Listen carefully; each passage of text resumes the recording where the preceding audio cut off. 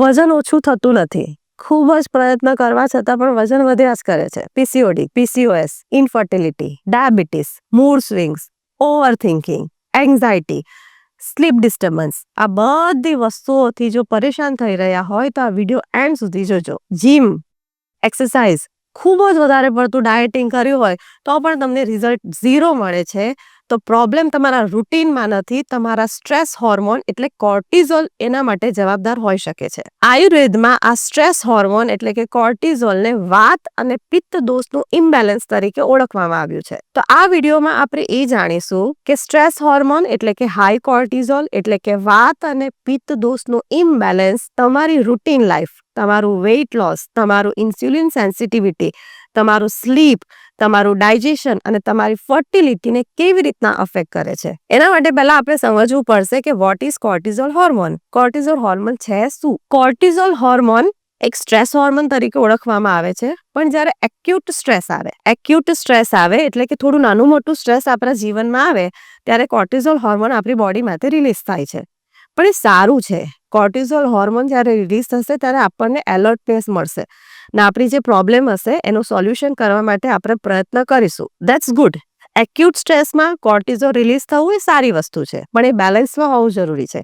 આપણે સવારે જ્યારે ઉઠીએ છીએ ત્યારે 1.5 થી 2 કલાક માટે પણ આપણી બોડીમાં કોર્ટિઝોલ હોર્મોન વધારે હોય છે, પણ ધીરે ધીરે આપણે એક્ટિવિટી ફોલો કરીશું એટલે કોર્ટિઝોલ હોર્મોન ડાઉન થઈ જશે. પ્રોબ્લેમ ક્યાં આવે છે? પ્રોબ્લેમ આવે છે ક્રોનિક સ્ટ્રેસમાં.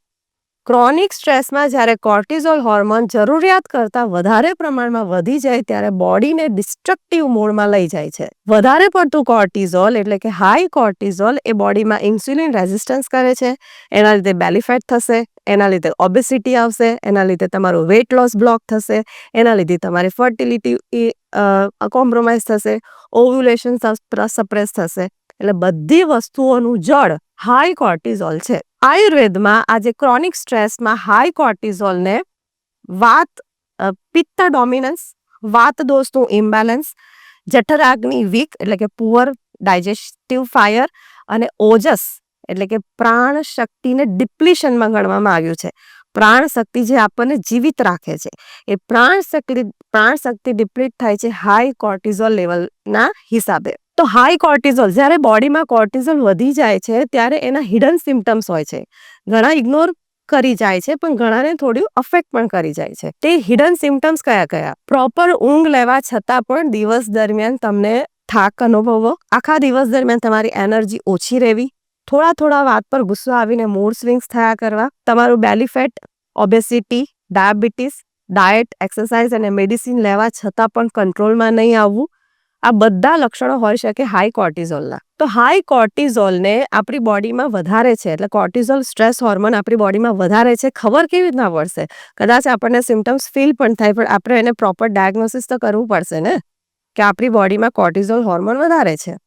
તેના માટે થોડા ટેસ્ટ આવે છે, એ તમે ડેફિનેટલી કરાવી શકો. તો એનાથી તમે કન્ફર્મ થઈ જશે કે આપણી બોડીમાં કોર્ટિઝોલ હોર્મોન વધારે છે અને આ બધી જે તકલીફ છે તે હાઈ કોર્ટિઝોલના લીધે આપણે અનુભવી રહ્યા છે. તો પહેલો ટેસ્ટ છે બ્લડ ટેસ્ટ. સવારે, બપોરે, સાંજે અને રાત્રે 4 વાર બ્લડ ટેસ્ટ કલેક્ટ કરાવીને કોર્ટિઝોલ ટેસ્ટ કરાવી શકો. એટલે 4 સમયે તમને ખબર પડશે કે આ 4 ટાઈમમાં કોર્ટિઝોલનું પ્રમાણ કેટલું હશે. સવારે વધારે હશે, નોર્મલ.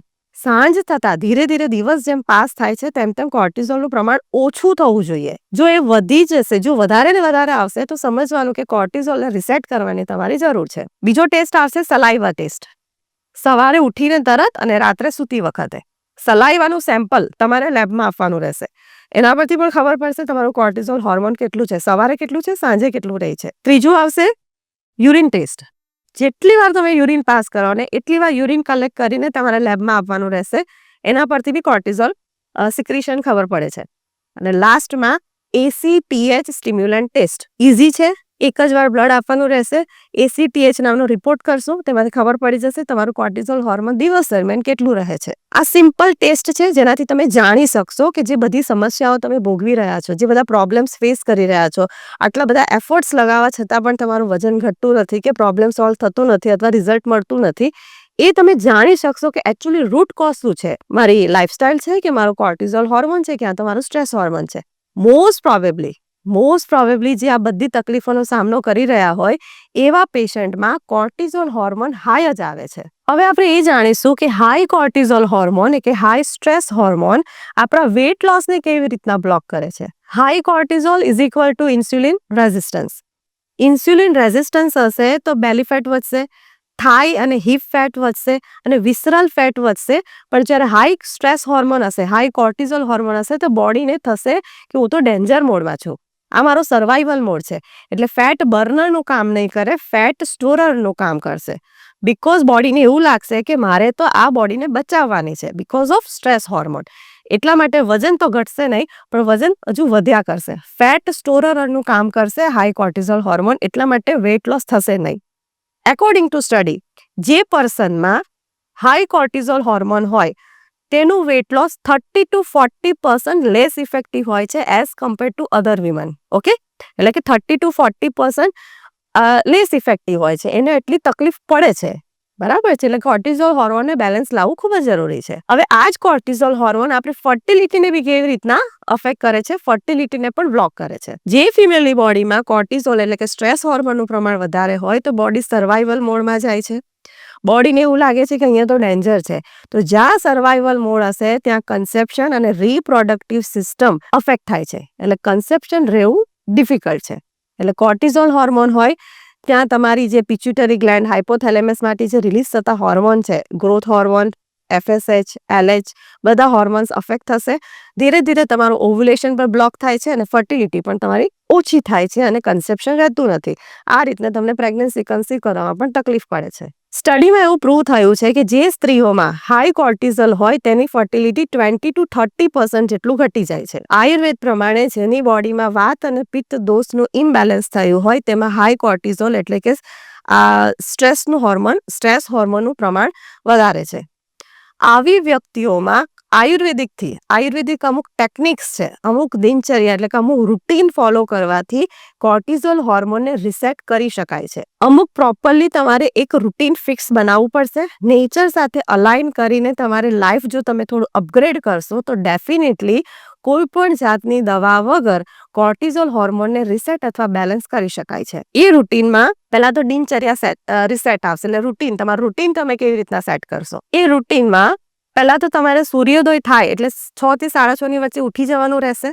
ત્યાર પછી રૂટીન વર્ક પતાવીને 10 મિનિટ્સ માટે સન એક્સપોઝર, દેન યોગા, પ્રાણાયામ, મેડિટેશન, સૂર્ય નમસ્કાર કરી શકો. 2 કલાક સુધી ઉઠવાના, 2 કલાક સુધી તમે કોઈ પણ જાતનો મોબાઈલ અવોઇડ કરવાનો રાખો. ઓકે, ઉઠીને તરત જો મોબાઈલ યુઝ કરશો, ઓલરેડી આપણા સવારમાં કોર્ટિઝોલનું પ્રમાણ વધારે હોય છે અને પછી મોબાઈલની સ્ક્રીનના લીધે અગેઇન સ્ટ્રેસ પડશે અને કોર્ટિઝોલ ઘટવાની જગ્યાએ વધી જશે. ત્યાર પછી તમે રૂટીનમાં તમારે કોઈ પણ ડેલી એક્ટિવિટી યુઝ કરી શકો, જેમ કે યોગા છે, પ્રાણાયામ છે, સૂર્ય નમસ્કાર છે. ત્યાર પછી નંબર 3 પર આવશે, ઘણી આયુર્વેદિક હર્બ્સ હોય છે જે કોર્ટિઝોલને રિસેટ કરવામાં હેલ્પ કરશે, જે એકદમ નિર્દોષ છે, ઇનોસન્ટ છે અને તમે એને આરામથી તમારા રૂટીનમાં યુઝ કરી શકો છો. એનું પ્રપોર્શન છે બ્રાહ્મી પાવડર એટલે કે બ્રાહ્મી ચૂર્ણ 1/4 ટીસ્પૂન, શતાવરી છે અડધી ચમચી, યસ્તી મધુ છે 1/4 ટીસ્પૂન અને અશ્વગંધા છે અડધી ચમચી. 250 ml પાણી લેવાનું છે.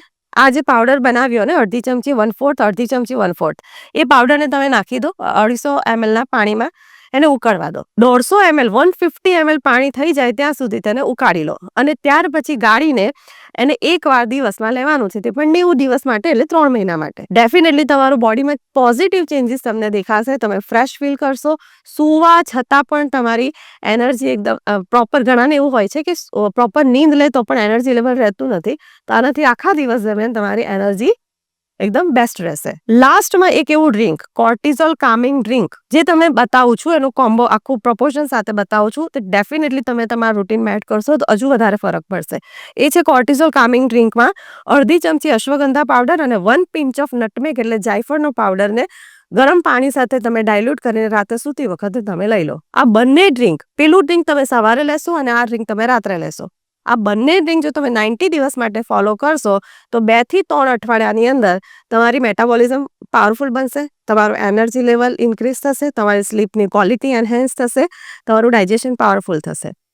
અને 6 થી 8 ડ્રિંકથી 90 દિવસ માટે ચાલુ રાખશો તો 6 થી 8 અઠવાડિયા પછી તમારું વેટ લોસ થવાની શરૂઆત થશે, ઇચીસ લોસ થશે, તમારી એન્ઝાયટી ઓછી થશે, તમારું ઓવ્યુલેશન ઇમ્પ્રૂવ થશે, મેન્સ્ટ્રુઅલ સાયકલ જો ડિસ્ટર્બ થયું હશે તે પણ રેગ્યુલેટ થશે. આ બધી વસ્તુ બરાબર છે, પણ આપણને એ ખબર હોવી જોઈએ કે આપણી બોડીમાં સ્ટ્રેસ હોર્મોન વધવાના કારણ શું છે. એ વધવાના કારણો જો આપણને ખબર હશે તો ડેફિનેટલી એને બેલેન્સ કરવા માટે આપણે પ્રયત્ન કરી શકીશું. એના કારણોમાં આવશે પહેલું તો over fasting, crash dieting, over exercising, વધારે પડતો કેફીનનો ઉપયોગ, વધારે પડતો મોબાઈલનો ઉપયોગ, emotion suppression, late night snacking અને લેટ નાઇટ હેવી ડિનર.